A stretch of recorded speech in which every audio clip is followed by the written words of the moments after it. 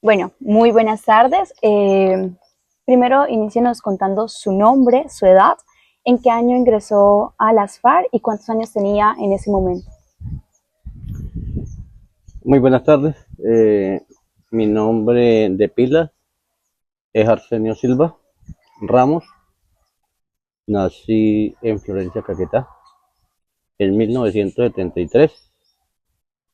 Eh, en el momento tengo 50 años.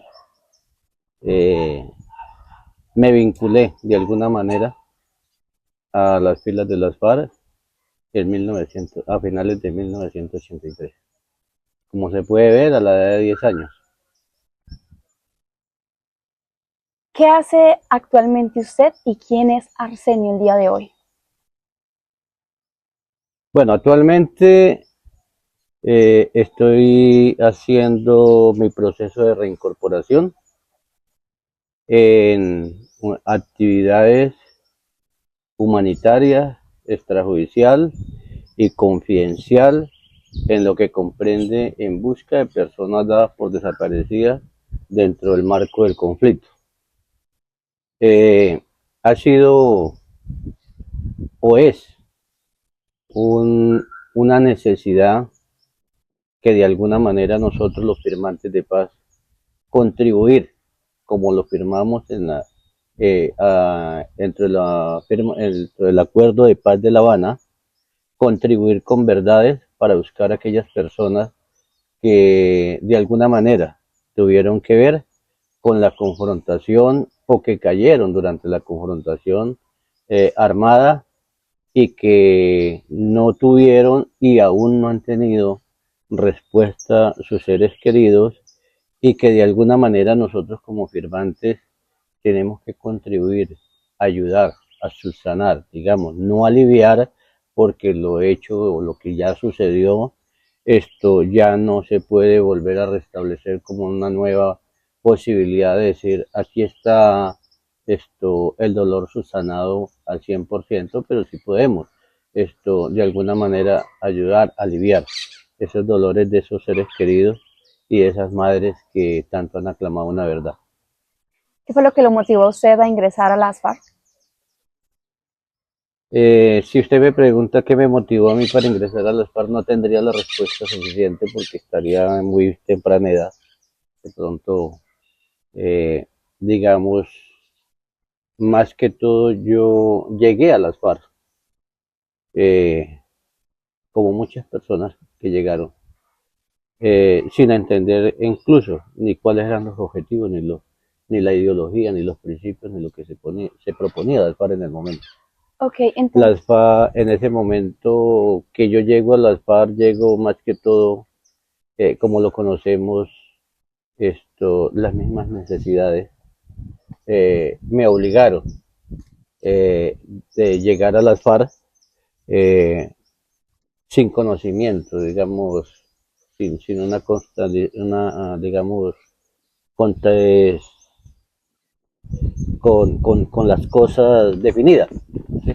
Sino que a la medida del transcurrir del tiempo, nos fuimos haciendo claridades de la lucha por la cual las FARC estaba en armas, o sea, y pues nos fuimos convenciendo, en mi caso me fui convenciendo y hasta llegar a pensar de que era una necesidad, una salida como armada, porque no había otras condiciones ni otras posibilidades en Colombia, porque todo lo que surge o todas las políticas que existen de pronto de transformación y cambio, hay medios y hay políticas y hay formas como mandar a callar. Y eso lo hemos visto en el transcurrir de los 50, 60 últimos años que hemos vivido, con todos los líderes que se han propuesto hacer unas transformaciones sociales. El caso, por ejemplo, para traerlo al momento, por ejemplo, de Jorge Eliezer Gaitán. Y así sucesivamente, muchas personas que murieron por pensar distinto, por pensar que Colombia eh, tiene la posibilidad de otra oportunidad distinta a la que vivimos. Ok, usted dice que se sintió de una u otra forma obligado, entiendo que por sus contextos sociales, ¿hubo alguna situación en particular que al final, a la edad de 10 años, usted haya dicho como, bueno, me voy para allá o voy a hacer esto? De pronto, dentro de las mismas leyendas o dentro de las mismas visiones que hay y entre los mismos, digamos, requerimientos como menor de edad, tenemos un concepto general y hay unas leyes que cubren a esos jóvenes o a esos niños. ¿Sí? Pero la realidad de Colombia es otra y esa era la otra realidad que yo vivía. O sea, la realidad es una pobreza extrema, tuve una familia bastante voluminosa, mis padres con unas condiciones totalmente eh, que no podían asumir la responsabilidad. A temprana edad, pues yo aprendí a trabajar, aprendí a trabajar el campo como cualquier persona adulta.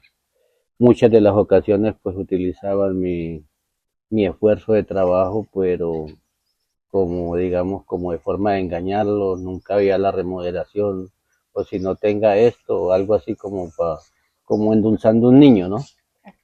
Entonces, no habían las condiciones para estudiar, no había esa posibilidad, ¿sí? Los colegios, pues yo nací en Florencia, pero pues nos fuimos para una región donde era pues parte rural y no habían condiciones de educación. Entonces, pues ya yo me consideré que tenía como la fuerza suficiente pues para irme a buscar una alternativa distinta, no ser una carga más de la casa, ¿sí? Porque saber que mi padre en sus condiciones físicas y mi madre pues era la única que trabajaba, esto no podía darnos el sustento suficiente, eh, pues yo buscaba la alternativa de trabajar, pero pues como le decía, pues ese trabajo no era remunerado como yo lo hacía. Y pues en la región existía las FARC. No conocía nada de las FARC. Sabía que un hermano mayor se había ido para las FARC, pero pues no sabía qué era eso. O sea, una gente armada, pero la gente del monte le decían cuando es. Ok. Y pues eso me llamó la atención y una vez que pasaron por ahí, por la finca donde yo estaba trabajando, eso ya nos habíamos trasladado nosotros del Caquetá para el Huila, para una región que se llama, bueno, en el municipio de Garzón Huila, para una vereda que llamaba Barceral, si no estoy mal, el de un señor que llamaba Jairo. Ahí estaba trabajando cuando pasaron dos personas y entre esas dos personas pues, venía el hermano mayor de nosotros que era guerrillero. Entonces le dije que cómo hacía para irme con él, o sea, como, pues eran pensamientos de pelado, o sea, de niño, o sea, no porque usted es un menor de edad y usted no tiene, o sea, ya no tiene nada que ir a hacer. Eh, Luego estando allá, pues en esa finca, como a los 8 días me consiguieron para que fuera a visitar el hermano. Nos fuimos con un primo que estábamos trabajando. Estando ahí nos llegó la razón que podíamos ir. Y nos colocaron, no me recuerdo el día, me parece que fue un lunes, ¿no? Pero no recuerdo la fecha. Nos tocó que andar casi medianoche, porque eso, la guerrilla cuando eso era muy, o sea, eso era una reserva muy grande. O sea, nos permitían que fuéramos porque éramos familiares de un combatiente. Al llegar allá, a ese lugar, bastante difícil, bastante frío, me recuerdo tanto, y había bastante barro en el campamento, o sea, como llovía, era muy húmedo, bastante barro, y pues ya nos relacionaron y llegamos donde el hermano, pues llegamos y ya hablábamos con él, y bueno, nos quedamos ahí en una casita enseguida. 3 días, yo le dije que me iba a quedar, él dijo que no. Luego, a los 3 días, creo, como a los 4 días o 5 días, el jefe que había ahí le dijo ya al hermano mío Ya podía despachar el familiar. Ya yo me resistí, le dije que yo no me iba más por la casa. O sea, pues me hablaron conmigo como 10 veces para que me fuera. Dice, no. Yo no lo acepté.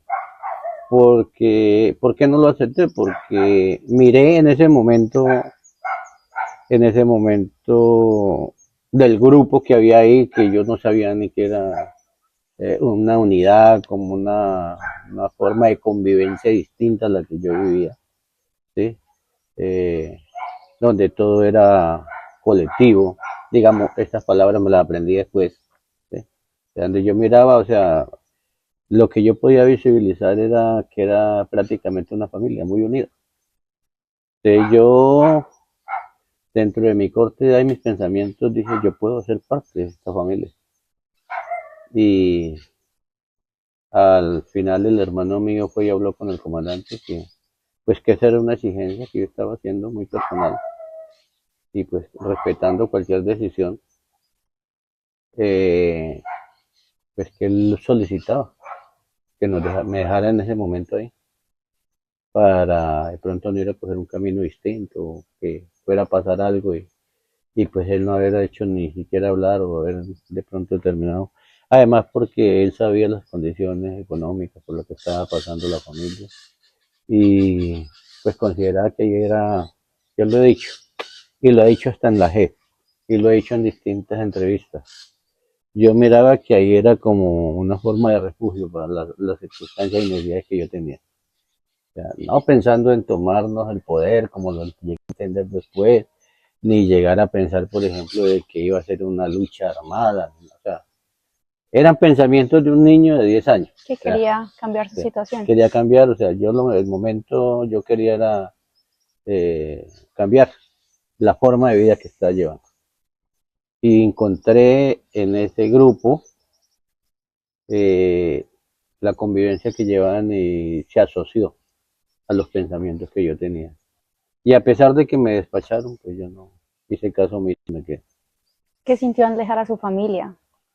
Muy duro, muy duro, muy duro porque la madre ante todo es madre, el padre es padre y más en las circunstancias que estaba mi padre en esos momentos de salud.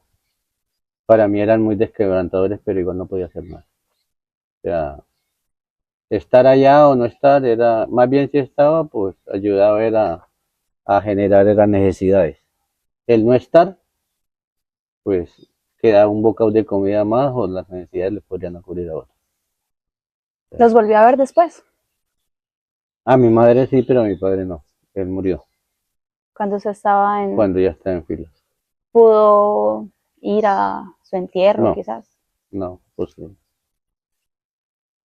En esos momentos en los que usted pierde a su padre y sabía que ya no estaba con ellos, ¿qué sentía?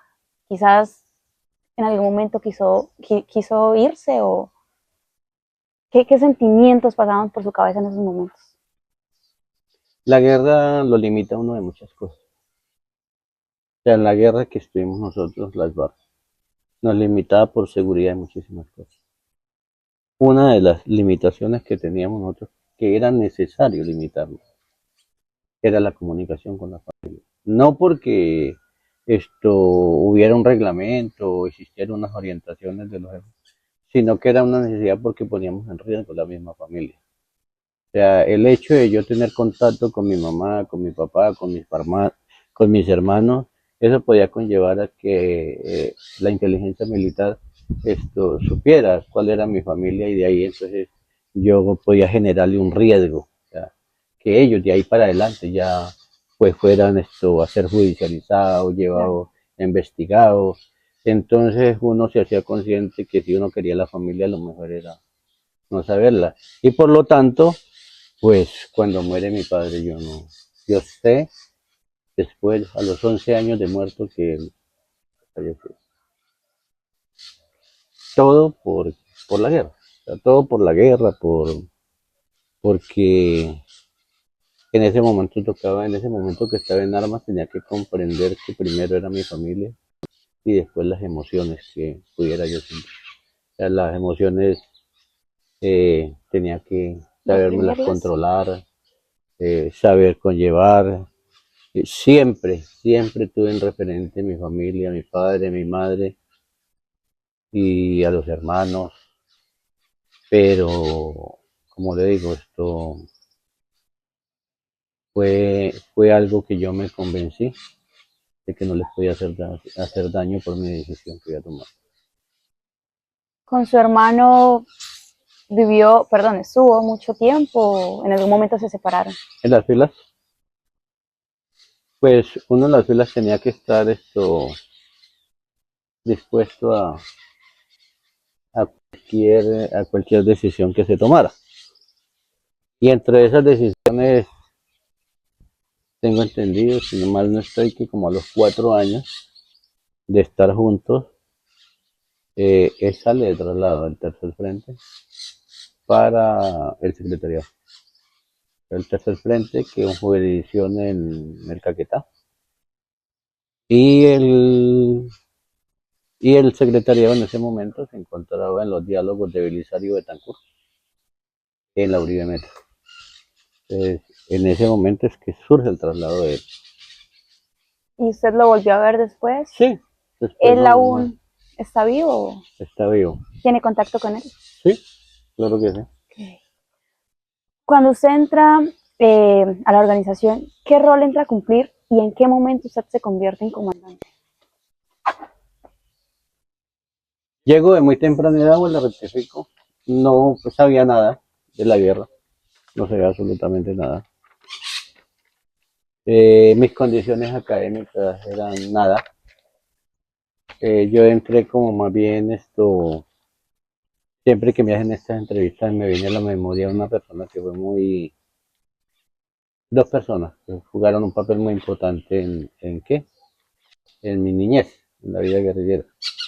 Uno que se llamó René, después se llamó Alberto, que se dedicó como a enseñarme a leer, escribir, sumar, restar, multiplicar y todo eso, se dedicó como a ese, de ahí no solamente a mí, sino todos los que llegaban, o sea, adultos, todos los que llegábamos analfabetas, pues él era el profesor. ¿Sí? Y se dedicaba tanto a nosotros porque aprendiéramos que era algo como que se convirtió como en un papá, no en un profesor, sino como en un papá. Y eso me hace recordar de él muchísimo. Luego ya él después, pues en sus funciones como jefe, pues no podía, pero nos colocó a otra persona bueno, que ya ha tenido los estudios pues, en Rusia y todas esas cosas, que era el hijo de Jacobo Arenas, esto, y él fue el que nos acabó de complementar ya, no digamos, porque ya no teníamos como pues darnos las de primero, segundo, que quedáramos ya registrados, digamos, validados legalmente. Pero pues aprendí a leer, aprendí a escribir, aprendí a sumar, aprendí todo y lo que aprendí pues lo aprendí por ellos. ¿Sí? Entonces, al llegar pues, para responderle su pregunta, me pusieron a estudiar. Segundo, trabajábamos, estudiábamos mediodía, que porque antes del mediodía casi no da sueño.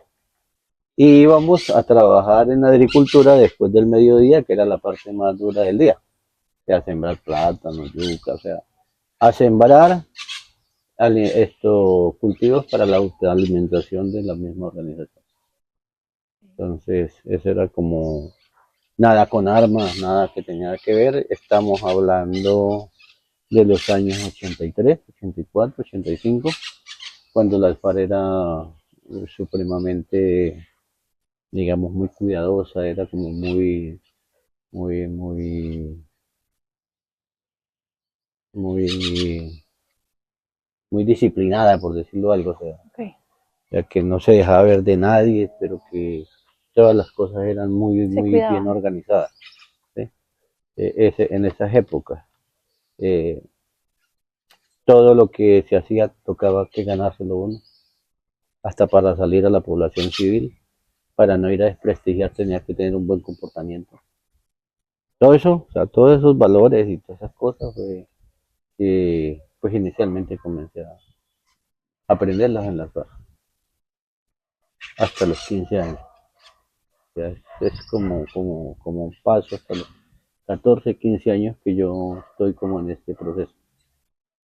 Y a la edad de 14, 15 años ya cambió un poco su... Ya cambió porque ya, no, creo que es a los 15, bueno, está entre los 15 y 16, 14, 15 y 16. Como usted no puedo como así como recordarme muy bien, que los tiempos también van pasando y uno como que esas vainas de, o sea, Claro, esto, hasta que me llamó el mismo René, o sea, y me dice, bueno, ¿y usted qué? Usted es un civil, usted esto, ya es hora que tome una decisión.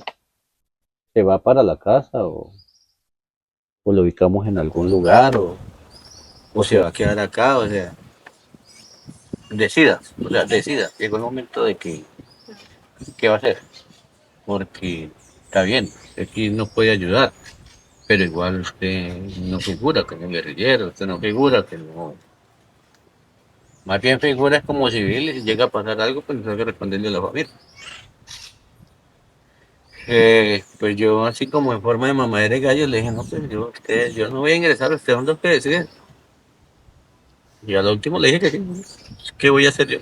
Yo ya estoy aquí, me digan más bien que están aburridos conmigo, pero yo me voy a quedar acá. O sea, a esa edad usted aún seguía con su convicción de que Sí, quería vivir ahí. pero yo ya tenía las cosas muy claras, porque han transcurrido 5 años donde yo miraba la formación militar, encerrado, o sea, no me metían, pero pues miraba, escuchaba las voces de mando, esto, lo otro, eh, las aulas, capacitaciones, la ideología, los principios por los cuales estábamos en Arca, la necesidad de buscar un cambio, o sea, todo eso pues participaba ahí, o sea,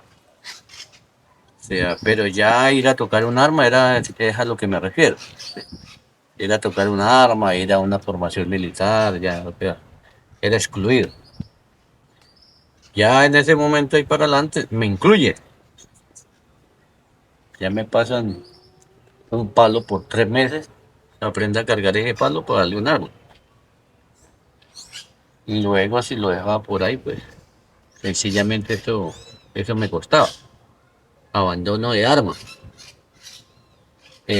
Ya yo no era el que hacía de comer cuando antes, pero ya a partir de la decisión, bueno, a usted le toca, nosotros decíamos en las filas la rancha, ¿sí? A usted le toca la rancha, ¿Qué era la rancha? hacer de comer, ¿sí? El ranchero o la ranchera. Eh, Esto, bueno, cometió una indisciplina, por ejemplo, una indisciplina, por decir, una indisciplina era no hacer bien los alimentos. O sea, por descuido, de pronto en la rancha, como le estoy diciendo, se le ahumó la comida. Entonces tenía que doblar rancha, o sea, entregaba hoy, pero ya no entrego, sino que tengo que entregar mañana. Pues claro, todo eso lo hacía uno que tenía que ir haciendo las cosas bien hechas. ¿Los tratos allá eran fuertes para usted? ¿O usted cómo sintió que, pues, que lo trataban, por ejemplo, cuando hacía algo mal, cuando se equivocaba? Existen unos reglamentos que todavía cuestan por ahí. Existen unos reglamentos de las limitaciones o de las formaciones que tenía que llevarse a cabo. En ningún momento, digamos, del trato verbal era posible. El trato verbal era sancionable y tenía que existir un respeto tanto de comandante a subordinado y subordinado hacia comandante. O sea, eso era, un mando no podía ir a tocar a un integrante o a un guerrillero o insultarlo o decirle cosas que no estuvieran dentro de la reglamentación de convivencia interna, pues porque eso era de inmediato y una vez lo cogía de reglamento y tendría que entrar, no responderle al que insultó, sino responderle a un reglamento. Y cualquiera, bien fuera yo o cualquiera que escuchara, pues tenía el derecho de informarlo. Existían mecanismos, como se decíamos nosotros, la relación cada 24 horas. Se formaba todo el personal y se preguntaban las novedades que habían surgido durante las 24 horas y ahí les quedaba uno como combatiente. El fulano de tal el comandante de mi escuadra, el comandante de mi guerrilla, el oficial de servicio, me insultó, me dijo esto y esto y esto. Y ahí entonces te tocaba que ya entrar a responder, entonces todo el mundo se limitaba, o sea, ya había una convivencia que no permitía el maltrato verbal, ni mucho menos el maltrato físico. No se podía, o sea, no. O sea, con esto no estoy diciendo esto, no se hizo, ¿sí? Porque pues, somos seres humanos y unos los piensan de una forma, otros los piensan de otra, otros piensan que es así, están equivocados, pero pues ya toda una reglamentación interna para que no se hiciera. Y los castigos para eso eran, ya nos comentaba de lo de la rancha, o había algún otro. No, habían muchos. Por ejemplo, lo que menos un castigo. Ahí existía de que las sanciones, es decir, nosotros no hablábamos de castigo en ningún momento. Las sanciones tenían que ir acondicionadas a su formación política, ideológica y cultural. ¿Sí? Que no fuera, que no fuera a causarle problemas ni físicos ni morales. El comandante para sancionar, digámoslo a usted, tenía que mirar cuáles eran sus condiciones físicas, sus condiciones morales y darle un trato adecuado que usted no fuera a, ¿qué? A resultar lesionado de cualquier forma. Esas sanciones existían muchísimas. Una de las sanciones que menos me gustaba a mí era que me pusieran a leer, escribir o escribir un libro. Esa era una sanción. Y que uno estaba joven y uno quería andar por ahí brincando, jugando una cosa o la otra. Pero que me pusieran a transcribir un libro, pues eso me quitaba tiempo a mí, a mis pensamientos, ¿no? Eso era duro. Hombre, eh, se quedó dormido en la guardia, por ejemplo. Era una falta, un delito, porque eso podía llegar a quedarme dormido yo en la guardia, pues estaba poniendo en desventaja, e intentando con la vida de todos los compañeros que están durmiendo mientras que yo estoy prestando la seguridad para que ellos descansen. O sea, eso era bastante grave porque, pues, si tú estás descansando y sabes que tiene un enemigo, pues yo tengo que responder por usted. Entonces, eso. Eso se sancionaba, lo colocaban a uno a hacer hueco para la basura de 1 metro cuadrado, que yo. Sanciones como esa, la rancha, por ejemplo. Eh, yo tuve una sanción también que pues la voy a contar porque me quedó en la mente. Ya siendo comandante, pues permití pedí permiso para hacer una obra cultural y pues una obra cultural de contenido político, contenido. Hicimos una obra cultural de trago y nos emborracharon unos muchachos. El reclamo era que me habían dado permiso porque yo había pedido permiso para una obra cultural. Y habían habido borrachos y pues no pude cumplir la misión porque no podía arrancar con la gente, ¿no? La sanción fue cargar la olla más grande de la unidad que teníamos por 1 mes y dar 10 charlas de cómo se tenía que organizar una fiesta en la vida guerrillera, apoyándome en la cartilla militar de la zona. Esa era la sanción. También hay sanciones como los que desertaron, como los que dijeron todo esto o dicen muchas cosas, que intentaban todo eso. También viene como la justificación para la deserción, que los mandatos. Es que, pero es como la justificación.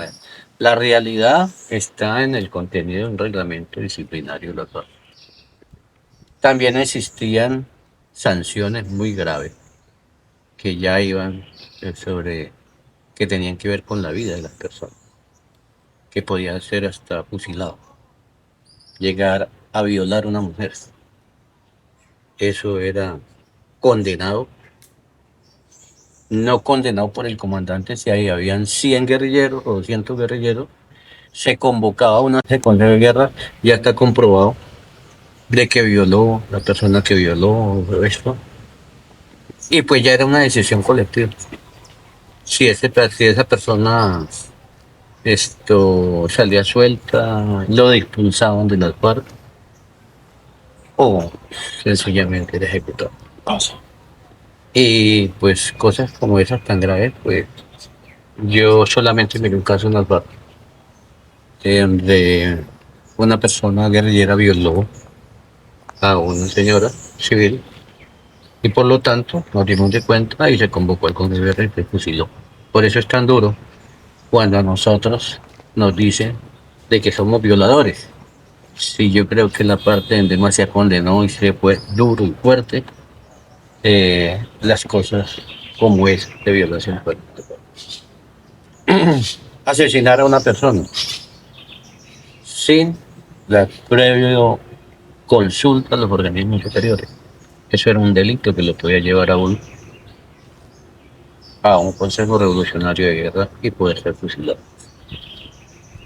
O sea, O oye, sea, esas eran las sanciones más graves, o sea, así como 3 o 4 sanciones que no tenían como salvedad. El resto eran solucionables, como le digo, con castigos ejemplares, por decirlo castigos, nosotros decíamos sanciones. ¿Sí? Siempre que llevara en el contenido de la sanción la formación política y cuidando sus condiciones físicas y morales. usted me dijo que, bueno, después de que usted tomó la decisión, pues le pusieron con mano para practicar, por decirlo así, cuando le dieron su arma. ¿Qué sintió cuando le dieron por primera vez ese arma? ¿Qué pasó por su cabeza? Emociones de pelado, ¿es palo para qué? O sea, páseme en un fusil. O sea, yo ya soy capaz de cargar un fusil. Un palo para qué no. Usted tiene que aprender primero a cargar el palo. Y cuando le dieron el fusil, Cuando me dieron el fusil, no me lo dieron los 3 meses, me lo dieron como los 8 meses, porque tuve que ya entrar a hacer el curso básico que se dice.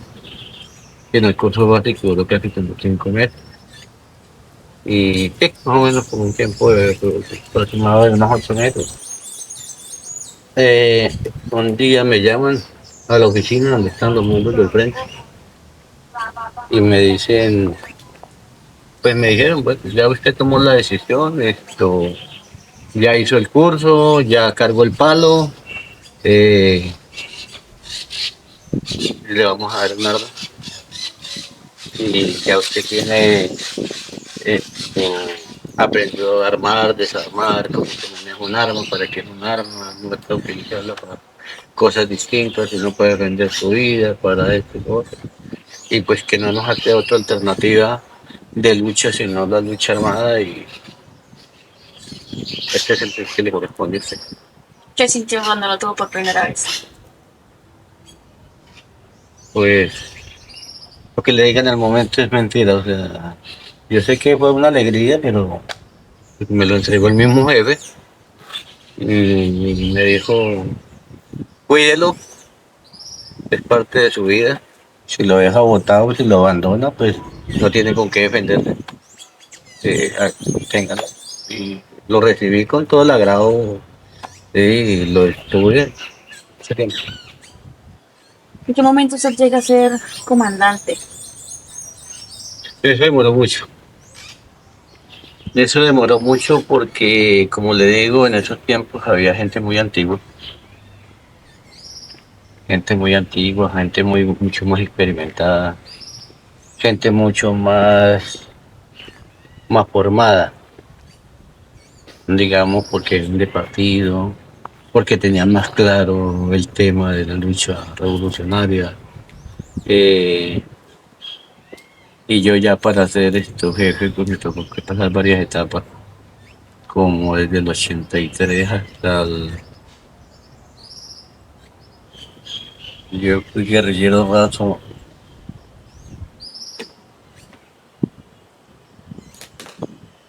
como hasta el 95. O sea, fueron 7 y 5, 13 años. Sí, como 15 años. Fui guerrillero raso.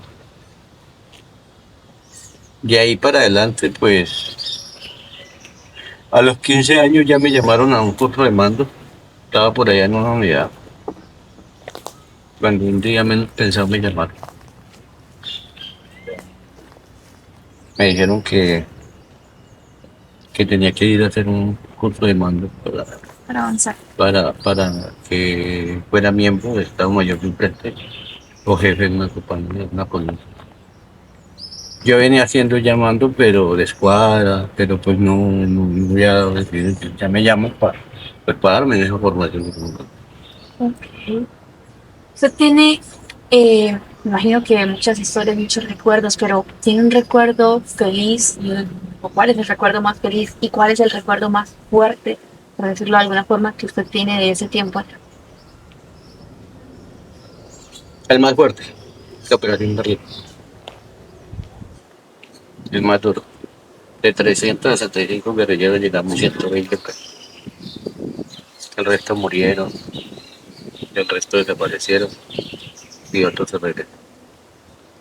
Ese es el más fuerte, el más duro que de encierros y de bombardeos, de ametrallamientos. ¿Qué sintió en ese momento? Era el jefe y me tocaba aquí asumir la responsabilidad de jefe y saber de que la vida de los que estaban bajo mi mano era mejor. Como comandante, como guerrillero, yo creo que la historia más fuerte fue esa. Aunque también yo creo que hay dos historias muy compartidas fuertes, que también fue la operación Casa Verde cuando es la época de Gaviria, que se acaban las conversaciones de la Oriente. Eran esas dos que me tocó que enfrentarlas. Muchas otras, pero las más fuertes. Pero de la operación Casa Verde a la operación Berlín, que es más fuerte que la operación Berlín. ¿Será que más? Porque las otras no fui jefe, en cambio en esta sí me tocó que enfrentarlas. Se dio la responsabilidad de lo Me, que había. pues me tocaba así lo que sucediera, pues, ¿verdad? Estaba bajo mi responsabilidad. ¿Y cuál es el recuerdo más feliz que tiene? Mi hijo, Usted formó una familia, por decirlo así, los no, esto en la misma situación más fuerte, pues traía a mi compañera y quedó embarazada en ese momento de la operación Berlín y anda conmigo por ahí, ¿Cuántos años tiene su hijo? 22, Y él nació en la vida que así es. en- No en la operación Berlín. no, y permaneció mucho tiempo ahí con ustedes hasta. Las condiciones no lo permitían. Me tocó que apoyarme en la familia mía. Trasladarlo de la zona del Catatumbo para la Fútbol, por intermedio de la abuela y mi mamá. ¿A qué edad se separó su hijo? ¿A qué edad tenía él? 2 años. 2 años creo que no completo. En esos momentos en los que usted tomó la decisión de dejar a su hijo, ¿en algún momento pensó en irse con él? No, yo ya era un hombre muy, o sea, como cualquier persona, yo ya sabía que el irme con él era correr riesgo el mismo hijo, o sea, que si lo tenía ahí, pues en cualquier momento un asalto, una cosa que pudiera pasar, pues sí, era mi responsabilidad de no tenerlo ahí, o sea, mejor era que evacuarlo y ponerlo en una condición distinta. Pero el simple hecho de yo de pronto irme con él también era para correr riesgo de mi propia vida, que fuera capturado, ya porque ya pues, todo el mundo sabía, ya era un referente de la misma operación Berlín, muchos desertores, muchas cosas. Y pues ahí están las experiencias de que el que salía pues lo capturaban, lo mataban, lo desaparecían, no iba para la cárcel. Pues ya uno era claro de eso y no, lo mejor es salvar a mi hijo y yo sigo asumiendo el riesgo que me toque acá, que el riesgo lo vuelvo a ver. ¿Al cuánto tiempo lo volvió a ver? Cuando tenía 4 años y medio. Y así fue como en el espacio de 2 años, había la oportunidad de mandarla a traer con todas las de la ley, buscando todas las condiciones y los perfiles que nadie se diera cuenta. E incluso ni siquiera utilizando medios de comunicación y peor teléfono, porque eso pues para la inteligencia era como una debilidad que nos la podíamos dar nosotros para perjudicarlo. ¿Qué le decía a su hijo? ¿En algún momento le dijo que podía estar con usted? Cuando muy joven no se le habló mucho de eso. Y fue como las recomendaciones que se hicieron familiar, o sea, que si está su papá, que si está su mamá, pero pues que las condiciones no van a ser acá. Y que algún día les vamos a explicar cuando ya él nos entienda. Y sí, llegó el día cuando ya se firma nuestro secuestro. Ya él tiene los 18 años, todavía no había cumplido los 18 años, pero ya tenía capacidad de interpretar las cosas. Y ya hablamos con la mamá y lo trajimos, aunque él ya había venido, pero pues nosotros siempre buscamos como las formas que no quisiera que, si no, si nos miraba del militar, pues que éramos policías, que éramos ejército, o sea, pues que no llevaron una imagen que era la guerrilla. Porque llegar a decir por allá en la casa o mirar a un policía y mi papá guerrillero, pues eso era. Entonces siempre buscábamos como esas cosas de que no se supiera nada. Pero ya ahora último, incluso no hace por ahí un mes, 2 meses, que logramos la oportunidad de hacer un trabajo de búsqueda y él estaba ahí y con unos periodistas franceses le hicieron la pregunta a él directamente, la pregunta que él grababa de su respuesta, ¿no? Hacia los periodistas. Que no sabía nada de guerrilla ni entendía nada. Pues porque eso no fue su rol, no ha sido su rol en la vida, pero que poco a poco iba entendiendo todo lo que vivió el papá, vivió la mamá, y que no tiene ninguna reparación por ello, que no ha entendido y que no quiere, está muy contento. Está su relación con él. Bien, perfecto. ¿Cómo eran las dinámicas de la guerra entre las FARC y el gobierno antes de firmar ese acuerdo? ¿Cómo, cómo eran las dinámicas de la guerra? ¿Cómo se manejaba el tema entre las FARC y el gobierno antes de que hubiera un acuerdo? ¿Cómo funcionaba, por decirlo de alguna manera? Pues entre las FARC y el gobierno, ustedes han visto de que hasta las campañas es política. Todos los gobiernos que se promulgan a ser gobiernos, o las personas que se nombran para ser candidatos a la presidencia, entran relacionándose con todos los sectores políticos, armados, pues para concertar y hacerle una propuesta a la sociedad. Y en el momento que están en su campaña, pues sencillamente vienen los encuentros bilaterales entre gobierno y FARC para llegar a un acuerdo, porque esa es una propuesta muy importante para la sociedad y eso puede dar presidencia, ¿no? Entonces, el relacionamiento entre el Estado y el gobierno eh, siempre se mató con el ánimo de buscarle una salida política por parte de las dos.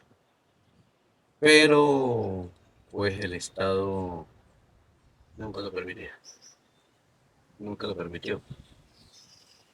Y pues como respuesta nunca permitió, de pronto, miren la pregunta más adelante, como la respuesta está clara, los diálogos que no fueron los diálogos de San Vicente del Teguán, que no fue un acuerdo, sino que fueron unos diálogos donde no nos pusimos de acuerdo. Igual en todas las conversaciones que se hicieron con los distintos gobiernos, siempre fueron diálogos que nunca llevaron a un fin. ¿Y qué hizo que este acuerdo fuera diferente? O bueno, que en este caso sí se lograron un acuerdo. Yo creo que era una necesidad. No participé en las decisiones de la banda, no estuve, pero fui muy seguidor de cada una de las decisiones que se iban tomando. Pero yo creo que encontramos, no que se haya cumplido, sino que se firmó en el papel, ¿sí? Que era lo que nosotros siempre temíamos. Dejar las armas y dejar un papel firmado, ¿sí? Para buscar una salida política al conflicto. Con este gobierno de Juan Manuel Santos se logró concertar en La Habana una salida política al conflicto, plasmado en 5 puntos. para la implementación del acuerdo ya después de la fecha, del acuerdo entre el gobierno del Papa. Considero de que hicimos, nadie queda conforme con lo que, con los acuerdos que se llegan hasta el punto. O sea, queríamos más, no para nosotros, sino para la sociedad.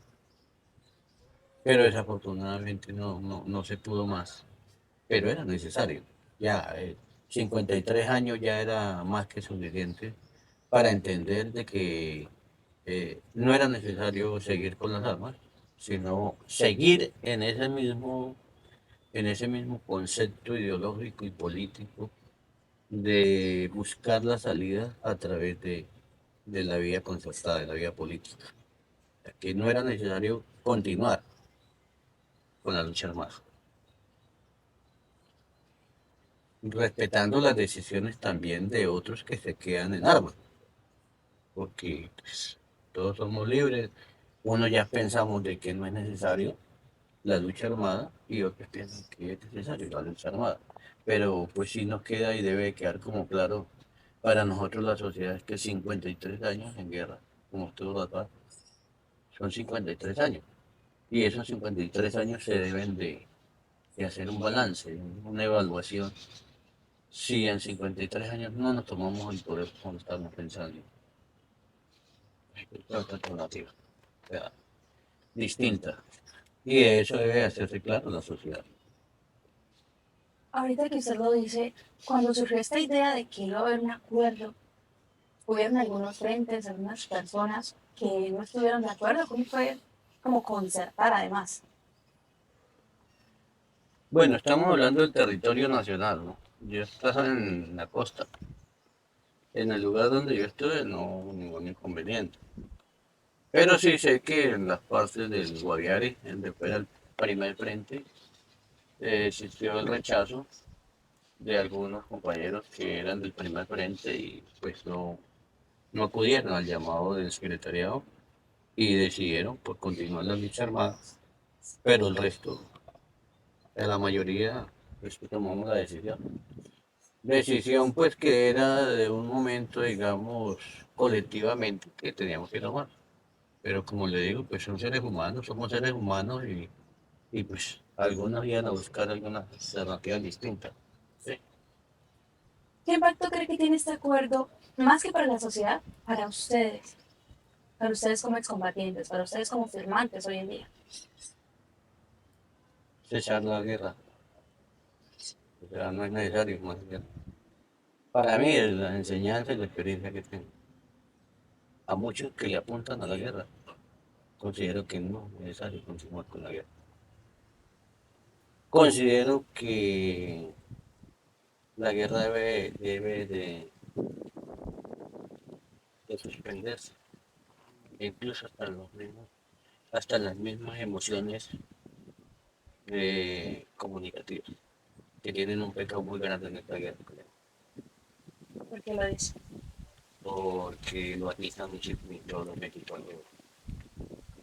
No atizan a la cultura, no atizan a la sociedad como se vive, sino que se busca como que siga la confrontación. Y hay medios de comunicación que todos la sociedad lo sabe. Caracol RCN tienen una gran responsabilidad. Esas dos empresas son supremamente importantes dentro del rol que está jugando la República. ¿Siente usted que, a pesar de todo lo que se ha vivido, siguen alimentando ese... Ese odio, esa desconcertación entre nosotros mismos colombianos, el de no dar reconciliación, al que esto hay que volverlo triza, o sea, todos los días se alimenta más, se busca como la justificación para que la gente vuelva a la guerra,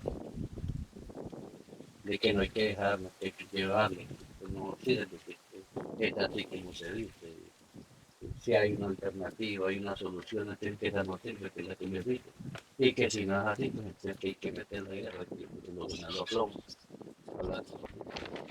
Yo considero de que un arma muy poderosa en Colombia, que es muy poderosa, han sido esos dos medios. Han jugado un papel muy importante en la guerra para que los colombianos existen tanto odio. ¿Usted tiene o tuvo quizás algún sueño personal que siente que por haber estado en las FARC no lo pudo cumplir o que hoy en día pues no lo ha podido cumplir? Yo me consagré más bien como en la lucha armada, como en la lucha de la salida política, como buscar un cambio dentro de la sociedad. O sea, nunca pensé nada en lo personal, porque ya nunca nos pagaron, todo era voluntario, o sea, esa es la gran diferencia. Ya todo lo hacíamos de forma consciente, que si me tocaba que ir a trabajar, yo lo hacía porque era una necesidad, que si me tocaba que ir al combate, pues, que era una necesidad ir al combate, demostrarme que era un opositor ante las políticas de Estado y que la plaza pública eran los representantes o la fuerza de choque a los que tenían el poder.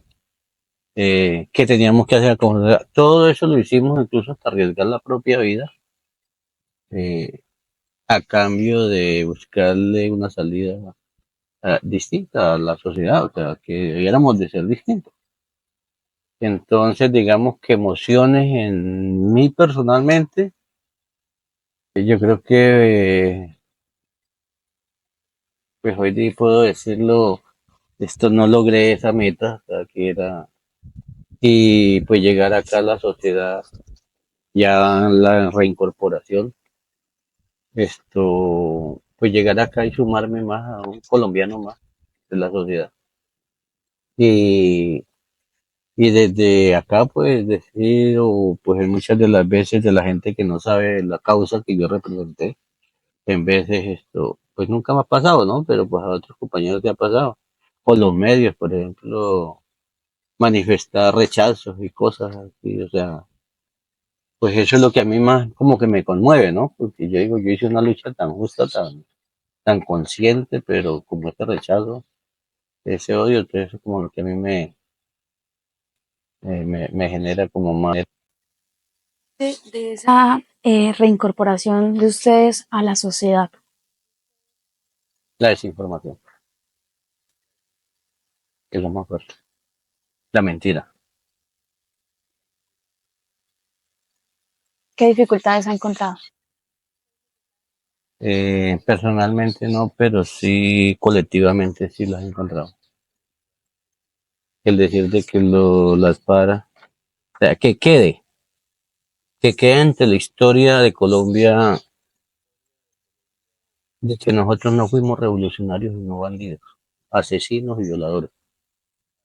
La dificultad, no cualquier dificultad, Le duele. me duele. Cuando yo considero que nosotros hicimos una lucha revolucionaria. ¿Usted cree que en algún momento las FARC perdió su ideal, por decirlo de alguna manera? Como que, no sé, lo que buscaban desde el inicio en algún momento se desvió. Es posible. Es posible porque, como le digo, cuando yo llego a las filas de las FARC, es que la misma sociedad va como evolucionando, ¿no? O sea, van cambiando las cosas y ese sacrificio y esas cosas que existen en esos momentos, esas convicciones ideológicas, todas esas cosas. El mismo cambio cuando eso no existían tantas cosas, por ejemplo, el narcotráfico. Y si existía, pues no existía. Y el hecho de que llegaran a las filas de la FARC muchachos raspachines, sin ningún concepto, sin ninguna ideología, pues estaban era en un concepto, digamos, de hacer plata, ¿no? Pero no era una lucha armada donde, pues allá no era plata, sino conciencia y una causa que teníamos que representar por la sociedad colombiana. Entonces yo creo que eso también fue como evolucionando las mismas regiones que se convirtieron en productoras de coca. Esto, el mismo hecho de nosotros haber cobrado un impuesto al gramaje de coca, o sea, todo eso, digamos, no era nuestra ideología, pero en algunos pensaron que esto llegaba a ser. Y eso de cierta manera nos causó algunos lesiones internas y como desvío, al ya pensar de que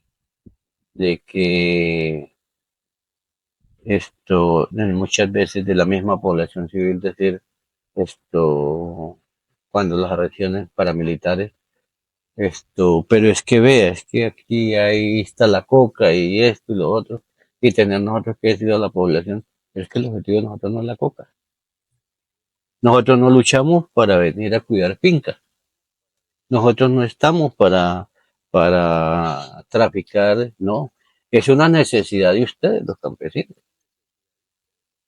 Y por lo tanto nosotros como guerrillas no tenemos una alternativa para cambiarles la vida que ustedes llevan en el campo. No tenemos cómo ofrecerles y decirles cambien esas plantaciones por otras plantaciones porque no tenemos los proyectos ni tenemos el dinero suficiente. Es algo que se tiene que resolver a través del Estado, no a través de nosotros. Y entendamos de que nosotros no somos narcotraficantes, nosotros somos revolucionarios. Entonces, como va evolucionando todo esto, pues también mucha gente que eran hijos de esos campesinos, toda esa gente que va llegando, pues también van que llegando con un concepto totalmente distinto, ¿sí? Y no es por formación, no es por ideología, no es, pero es lo que va brindando las transformaciones dentro de la misma sociedad. ¿Qué le dice usted hoy a la gente que quizás lo está viendo y que puede tener una percepción algo negativa de lo que significa y representa ser un excombatiente? ¿Me repite la pregunta? ¿Qué les dice hoy a las personas que en este momento pueden estar mirando ese documental y que en su cabeza tienen una idea quizás no tan positiva de lo que representa ser un excombatiente, de lo que son ustedes? Bueno, lo que representamos en los combatientes son hombres y mujeres que pensamos y soñamos en una Colombia distinta y que le jugamos a que nos cerraron las vías políticas y buscamos unas alternativas distintas que fue la lucha armada. No hubieron otras alternativas, se cerraron todas y aún esto no podemos decir de que ya después de 53 años se abrieron, no. Está a lo que nos hemos jugado. Más de 480, creo, firmantes del proceso de paz asesinados. O sea, está jugando la vida por buscar la salida política del conflicto. Eso nos ha costado la muerte, eso nos ha costado las amenazas, eso nos ha costado muchísimas cosas, pero somos unos convencidos y convencidas de que hay que buscar alternativas distintas, que hay que jugarle a la reconciliación, que hay que jugarle a la paz. Y como excombatiente considero que no es necesario seguir generando vías a través de la lucha armada, sino buscar concertar a través de la política, a través del diálogo, a través de reconciliarnos, encontrarnos como sociedad, hacer esto que estamos haciendo hoy, mirando usted por qué fue guerrillero, por qué se fue por la guerrilla, o sea, y no que es violador, que es asesino, esto, unos argumentos. Este, Yo siempre he dicho, y lo repito, gracias por la oportunidad hoy de decirlo, que existen unas mismas causas, pero hay diferentes efectos. Existieron unos menores de edad en las FARC, por la cual se abre un macrocaso que es el caso 07, donde muchos de los dirigentes tienen que responder por por esos menores de edad que llegaron a la guerrilla. Primero que todo, que la sociedad entienda y sepa de que a nadie se llevó a la guerrilla a la fuerza, porque es algo como como que no cabe en la cabeza que a alguien se lo lleven para la guerrilla y después le den un arma, obligado, ¿cierto? Ya. Pero ¿por qué esos niños se van para la guerrilla? O se iban, no podemos decir, se van, el conflicto no se ha acabado. sea, continúa el conflicto, o sea, ¿por qué sigue el conflicto y por qué todavía hay niños o menores de edad dentro del conflicto? ¿Por qué hay una diferencia de los menores que se van para las FARC? ¿O por qué existe diferencia a los niños que existen en la calle? Si son niños también, menores de edad. No hay responsables que respondan las FARC, pero que también respondan los dirigentes políticos, los alcaldes, los gobernadores, todos los que les ha tocado que asumen la responsabilidad. En el caso mío, aprendí a leer y escribir gracias a las FARC. Si no hubiera sido así, yo no mira, por ejemplo, tanto niño en las calles de los distintos pueblos y ciudades de Colombia, eh, perdidos dentro de el consumo de alcohol, de los vicios, de todo, sin estudio y sin nada. O sea, que si vamos a hacer unas transformaciones, van a haber reclamos, que llegan reclamos verdaderamente lo que significa la sociedad, como somos. Hay que aprender a aceptar como somos los colombianos y en lo que hemos vivido los colombianos y hay que buscarle raíces para solucionar desde abajo. No buscar como un culpable allá que ese es el feo, ese es el malo y es el que hizo daño, sino todos. ¿Por qué existen niños aguantando hambre? ¿Por qué existen niños sin educación y por qué hay niños perdidos en las drogas? Parte de esas niñez se fueron para la guerrilla y no fueron ni violadores, ni delincuentes, ni consumidores de drogas, porque a todos busquémosle responsables a todo eso. Perfecto. Muchísimas gracias. Con esto hemos finalizado. Bueno, Muchas, en serio, muchas gracias muchas por gracias. eso. ¿Listo? No,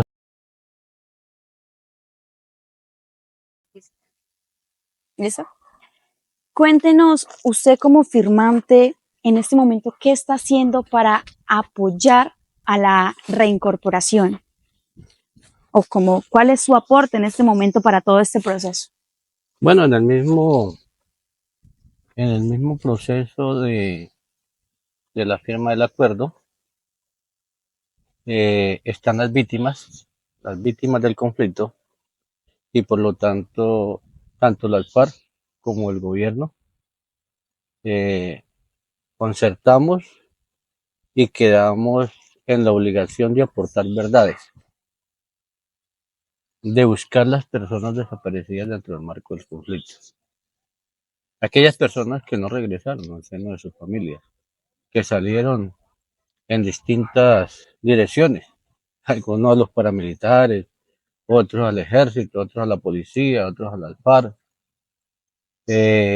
Muchas de las personas que también fueron capturadas o secuestradas en su momento y murieron durante su cautiverio, pues el compromiso de nosotros es aportar con verdades para ayudar a buscar a estas personas y entregar los restos a sus seres queridos para de alguna manera subsanar el dolor que esta confrontación esto lastimó a muchas personas, a muchos colombianos, a muchas madres, a muchos seres queridos, que parte de los aportes que nosotros debemos de hacer es contribuir a subsanar este dolor. Por lo tanto, fue creada la unidad de búsqueda de personas dadas por desaparecidas como institución y nosotros como firmantes también fuimos nombrados en esos momentos, cuando recién nos acogemos al proceso, a, a que debiéramos de salir algunas personas a contribuir a esta actividad de búsqueda y pues en este caso fui nombrado yo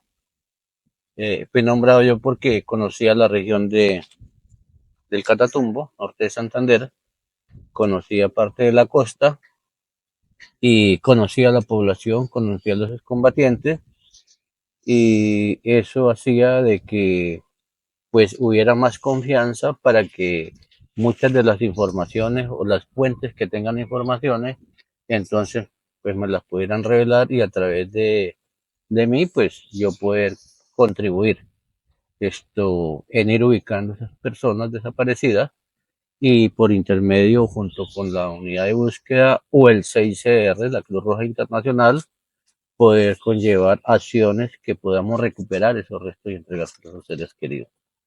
En este momento me desempeño desde el mismo 2017, estoy en esta actividad, pero ya dejamos de ser del 2002, 2001, ya no somos solamente documentadores, sino que era necesario por la seguridad, por las distintas razones sociales, era necesario nosotros crear una entidad jurídica y hoy ya no somos solamente documentadores de casos de personas desaparecidas, sino que ya hoy somos firmantes de paz que creamos una corporación que se llama Corporación Humanitaria Reencuentro. Búsqueda de personas dadas por desaparecidas dentro del marco del conflicto con que comprende a través de la parte totalmente humanitaria, totalmente extrajudicial, que no tiene nada que ver, las informaciones que nosotros tengamos no van a ser utilizadas para perseguir o para judicializar a determinada persona, sino única y exclusivamente para dar con el paradero de las personas que murieron durante el conflicto. Eso es un Y, tema más humano. y extrajudicial y confidencial. Que muchas personas se pueden acercar a la Corporación Humanitaria Reencuentro y si quiere decidir o quiere esto que se coloque en la diligenciación del formato la entidad de la persona, pues se coloca y si no quiere, pues se le respeta también su decisión individual. Ok. ¿Viste?